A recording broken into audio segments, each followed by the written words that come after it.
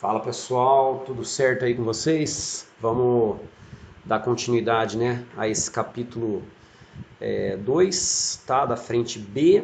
Eu tô falando aqui, ó, só para a gente poder lembrar, né, do meio natural até o espaço globalizado. Lembra que a gente fez os conceitos, periodização, que seria a letra A, né, disso, tá? Aí eu falei do meio natural, meio técnico e tal, e aí a gente entra aqui, né, na evolução do capitalismo, que seria a letra B. São só duas letras, o capítulo ele é relativamente curto, tá? Hoje eu vou falar para vocês esse item aqui, ó, tá? A gente já viu Bretton Woods, já vimos GATT, tá? Hoje eu vou falar sobre o consenso de Washington, neoliberalismo e formação dos blocos econômicos. Na semana que vem eu vou falar da OMC e já começa o próximo capítulo, beleza? Então pode colocar aí, tá? O subtítulo aí, né, a data 1989, Consenso de Washington, né? Não precisa colocar isso aqui ainda, Friedrich Hayek e tal, isso aqui, eu vou explicar o que é, tá? Só põe Consenso de Washington. Bom, o Hayek, tá? Ele é um economista austríaco, nasceu em 1889, tá? E ele foi até 1992, o cara viveu mais de 100 anos, né? O Hayek, pessoal, ele não criou o neoliberalismo. Muita gente põe de maneira errada isso. O Hayek, ele criou ideias e essas ideias elas foram juntadas num consenso, por isso o nome, todo mundo entrou em consenso, chamado Consenso de Washington. E essas ideias elas ficaram conhecidas como neoliberais. Esse é o princípio básico. Tá? Lembrando que por volta ali do século XVIII, 1750 mais ou menos, nós tivemos a formação do liberalismo, tá? Com Adam Smith, né? Que seria aí o rompimento com o mercantilismo, a prática do livre comércio. O neoliberalismo ele defende a prática do livre comércio, tá? Só que ele vai ter ideias novas, por isso que a gente chama de neoliberais. As ideias do Hayek, elas começaram a ganhar força ali por volta dos anos 60, dos anos 70, tá? E no final da Guerra Fria, né, ó, a gente já está falando de 1989, queda do Muro de Berlim, né, início aí, pontapé inicial da globalização, dá para a gente falar que no Consenso de Washington nós tivemos as regras para colocar em prática o neoliberalismo. Então esse é o objetivo do Consenso de Washington. Regras para colocar em prática o neoliberalismo. Beleza? Bom, dando início, vamos ver quais seriam as 4 características do neoliberalismo. Tá? Primeira característica, pessoal, do neoliberalismo. Estado é E maiúsculo, tá? Que é país, seria federal. Estado mínimo. O que significa Estado mínimo? Mínima intervenção do Estado na economia, tá? Basicamente seria isso. A economia ela caminha sozinha, o Estado vai intervir de maneira minimamente possível. O Estado deveria intervir em saúde, educação, né, questão de saneamento básico, segurança pública, porém a economia caminha livremente, né? Os Estados Unidos, recentemente, eles fizeram um anúncio, né, devido ao corona, ao Covid, tá, de injeção de capital do Estado de 2 trilhões de dólares. Então a intervenção foi gigantesca. Então o que dá para a gente falar é o seguinte: no neoliberalismo a gente fala de intervenção mínima, mas em períodos de exceção, em períodos de crise, e a gente vive talvez uma crise comparada com a crise de 29, se não pior, tá? A gente não tem ideia do que vai acontecer daqui a um ano e meio, né? Vai voltar tudo ao normal, todo mundo vai trabalhar, todo mundo vai circular, mas o efeito econômico vai ser catastrófico, tá? Vai demorar pra caralho pra gente se recuperar, né? Países subdesenvolvidos, então, nem se fala. Países em desenvolvimento como o Brasil vai demorar uma porrada, país desenvolvido também vai demorar, tá? Então, assim, é um momento que a gente vive completamente, né, novo, né, por ser aí no século XXI, né, por ter práticas diferentes, né, a gente está falando de neoliberalismo, quando a gente teve 29 a gente não falava disso, a gente falava de liberalismo, tá? Então assim, momento único, né, aguardamos aí o que vai acontecer nos próximos 2, 3 anos, tá? Mas o cenário é caótico, tá? Só falo isso. Bom, essa é a primeira prática, então, do neoliberalismo, Estado mínimo. A segunda prática, pessoal, do neoliberalismo, a gente chama de privatizações. O que são privatizações? É quando você vende empresas do Estado, Estado em maiúsculo, para o capital privado, né? O capital privado ele pode ser capital privado nacional, pode ser capital privado internacional. Beleza? Quando você aplica a privatização, concorda que você diminui o peso do Estado? Porque você tira empresas estatais e coloca empresas privadas. Então você diminui o peso do Estado. Certo? Terceira prática neoliberal, né?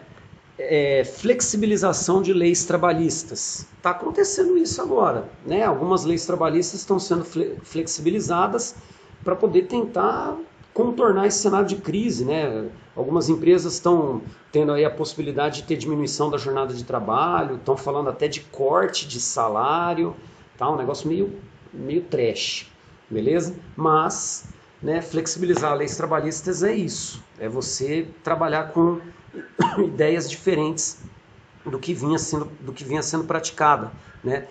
Fora da questão oficial da lei trabalhista de um país, tá? E a quarta prática é um negócio chamado desregulamentação da economia, tá? O que é desregulamentar a economia? É tirar regras, tirar barreiras que travam a economia. E aí a gente pode pensar o seguinte: quando você tira barreiras que travam a economia, significa dizer que você elimina, né, ou reduz tarifas alfandegárias. Então, eliminação ou redução de tarifas alfandegárias. Quando existe isso, nós temos a formação de blocos. Tá? Então, a desregulamentação da economia possibilita a formação de blocos econômicos. Beleza? Coloquem um subtítulo, blocos econômicos, e põe assim na frente: formas de associação. Tá? São 4 formas de associação em blocos econômicos. A forma mais simples de associação, pessoal, é a chamada área de livre comércio. Pode colocar o número 1, área de livre comércio. Beleza? O que é uma área de livre comércio? A área de livre comércio é a aplicação da desregulamentação da economia. Ou seja, um bloco que configura uma área de livre comércio, ele ou elimina ou reduz tarifas alfandegárias. Certo? Exemplos de blocos que são áreas de livre comércio. Você pode colocar aí, são siglas, tá? APEC, Cooperação Econômica Ásia-Pacífico. ASEAN, tá? Com S, tá?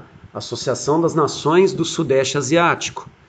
TPP, tá? T de Tatu, P de Paulo, né? Que seria Parceria Transpacífica. O antigo NAFTA, né, que NAFTA significava, né, Área de Livre Comércio da América do Norte, e hoje virou USMCA, o S de United States, M de México, CA de Canadá. Todos eles são áreas de livre comércio, beleza? Número 2, dentro de blocos econômicos, formas de associação, tá? Número 2, pode colocar aí, União Aduaneira. Pessoal, se vocês tiverem dúvida de como organizar no caderno, às vezes, se quiserem me mandar depois, até no privado, tá, do WhatsApp, pode mandar. Eu vou ajudando vocês, tá? Porque, assim, é só um item, mas olha o tanto de coisa que está sendo falada, né? Então, ó, número 2, União Aduaneira. União Aduaneira é uma área de livre comércio, tá? Então pensa assim, nós vamos falar de 4 formas. O número 4, ele tem características próprias, óbvio, e ele tem características do 3, do 2 e do 1. Tá? Então o número 2, que é a União Aduaneira, tem característica do 1. Tá? E tem alguma coisa novo. O que seria o novo? TEC, Tarifa Externa Comum. O que significa TEC?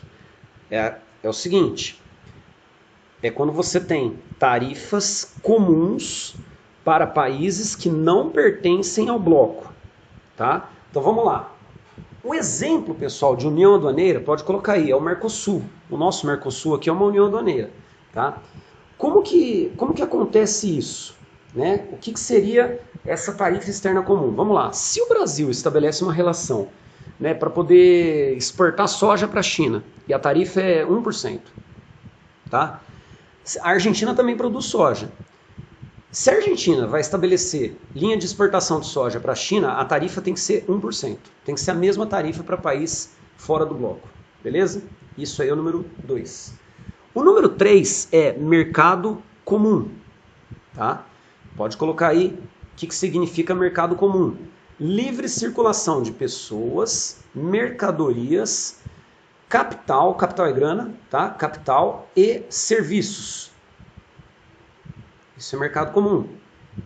O exemplo de um bloco, tá, que foi mercado comum, hoje já é algo a mais, hoje virou União Europeia, tá? Mas antes de virar União Europeia era mercado comum europeu. Era só mercado comum. Beleza? E o número 4, tá, a última categoria de bloco, né, é União Política, Monetária e Econômica. Beleza? O que é uma união política, monetária e econômica? União política, monetária e econômica é quando você tem a possibilidade de criar uma moeda única, tá? Possibilidade, não é obrigatoriedade, tá? Você cria uma moeda única e quando nós temos as instituições supranacionais. Põe num post-it o que são instituições supranacionais. Pode pôr assim, ó. São instituições que representam os países,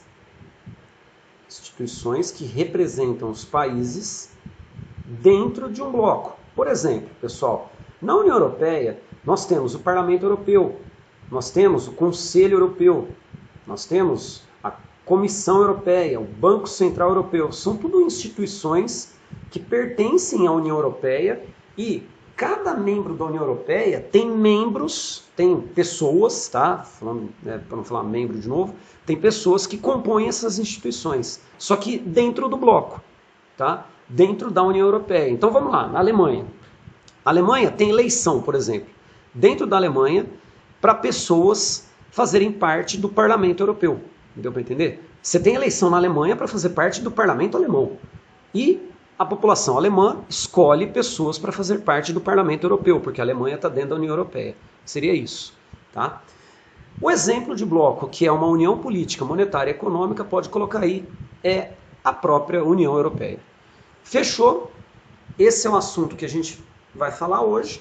Tá? Na aula que vem a gente vai falar de OMC, vou demorar um pouquinho aí para falar de... as OMC, eu vou só dar uma parte de OMC, eu vou dar com mais detalhes na aula de atualidades.